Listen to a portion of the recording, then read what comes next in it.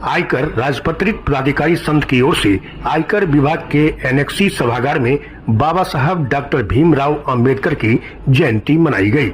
मौके पर उन्हें पुष्पांजलि अर्पित की गई। विशिष्ट अतिथि आयकर महानिदेशक अन्वेषण राहुल कर ने बाबा साहब के कार्यों व आदर्शों और उनके द्वारा की गई संघर्ष पर अपना वक्तव्य रखा। इस मौके पर आयकर निदेशक अन्वेषण रंजन कुमार, आयकर निदेशक श्री ललित कुमार, आयकर राजपत्रित प्राधिकारी संघ के महासचिव महेश कुमार राय, उपाध्यक्ष संजय कुमार, सहायक सचिव संतोष पासवान, आयकर राजपत्रित प्राधिकारी संघ के महासचिव अरुण पांडे एवं उपाध्यक्ष श्री धर्मेश बैठा ने बाबा साहब के जीवनी एवं उनके विचारों पर प्रकाश डाला। इस जयंती समारोह का आयोजन आईटी सेवा के अध्यक्ष राजकुमार भारती एवं महासचिव शैलेश पासवान ने किया। इस अवसर पर आयकर विभाग के सभी अधिकारियों एवं कर्मचारियों ने बाबा साहब को उनके जन्मदिन के अवसर पर पुष्पांजलि अर्पित की। आज मैं महामानव श्री बाबा साहब अम्बेडकर के 135वीं वर्षगांठ पर आप सबों को संबोधित कर रहा हूँ।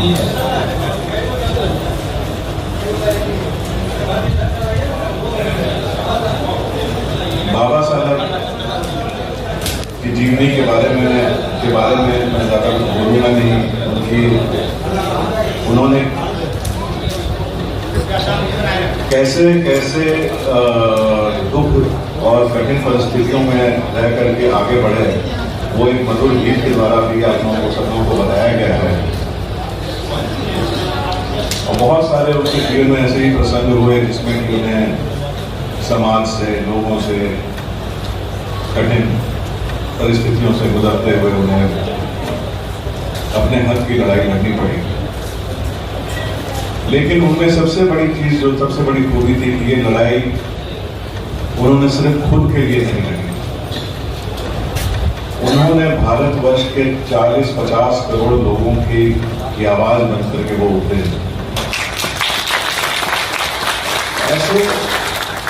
ऐसे संप्रदाय की आवाज बनकर निकले जिनको कि एक इंसान एक जाति प्रथा के हिसाब से जो चलती आ रही थी, दूसरे को, एक वर्ग को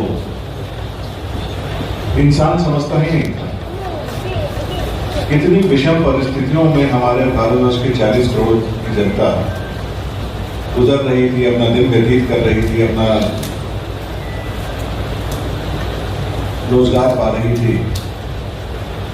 हम तो वैसे आज 21वीं सदी में कल्पना भी नहीं कर सकते हैं।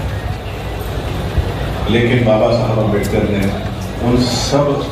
उन सभी लोगों का एक निचोड़ अपने जीवन में रखा और सबके खासकर जो सर्वहारा वर्ग है, जो दलित वर्ग है, उनके उत्थान के लिए जो उन्होंने कदम उठाए, वैसा शायद कोई भी नहीं कर पाया, शायद गांधी जी भी उतना नहीं कर पाए।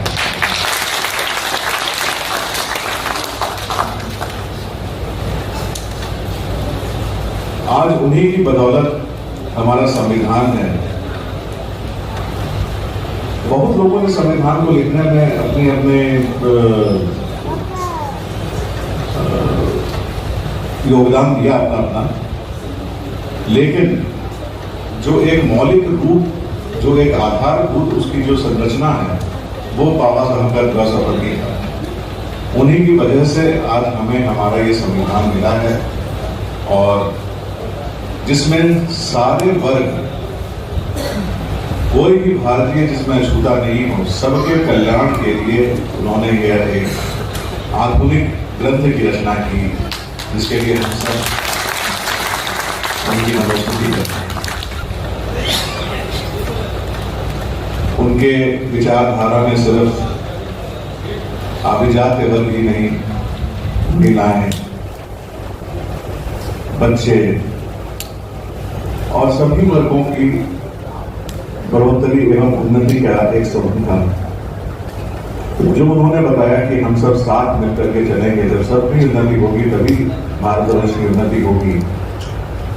यह पाठ आज भी हमें याद रखना चाहिए, क्योंकि हम उनका सिखाया हुआ था ये सबको एक साथ मिलकर चलना है। किसी की अनदेखी करके हम आगे बढ़ नहीं सकते, चाहे वो किसी भी वर्ग में नहीं। ऐसा नहीं कर सकते कि किसी कोई को हम आगे बढ़ा दें, दूसरे को पीछे कर दें, पिछले वालों को और पिछड़ा दिखा दें। ऐसा नहीं हो सकता है। सभी इंसान, सभी व्यक्ति जब तक प्रगति नहीं करेंगे तब तक भारतवर्ष की प्रगति नहीं हो सकती। ऐसा उनका विचार था और इसी विचार को उन्होंने हमारे संविधान में उन्होंने लिख करके दिया। और इसका सबसे बड़ा ज्वलंत उदाहरण जो है right to equality, fraternity, brotherhood. सब लोग एक हैं, हम सब एक ही जाति के हैं, हम सब महान हैं, हम सब महान हैं।